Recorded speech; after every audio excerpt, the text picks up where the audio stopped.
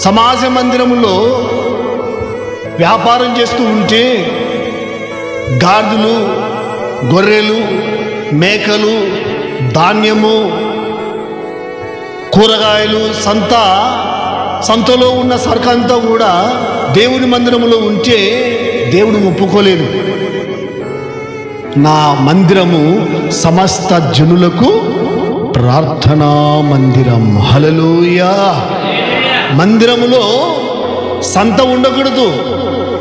మందిరములో సరుకులు, కూరగాయలు, గొర్రెలు, మేకలు, గాడిదలు, వ్యాపారాలు, రాజకీయాలు, గొడవలు, కొట్లాటలు, పీకులాటలు, త్రాగుడు, ఇవన్నీ కూడా దేవుని మందిరములో ఉంచినట్లయితే గిన దేవుడు ఒప్పుకోడు.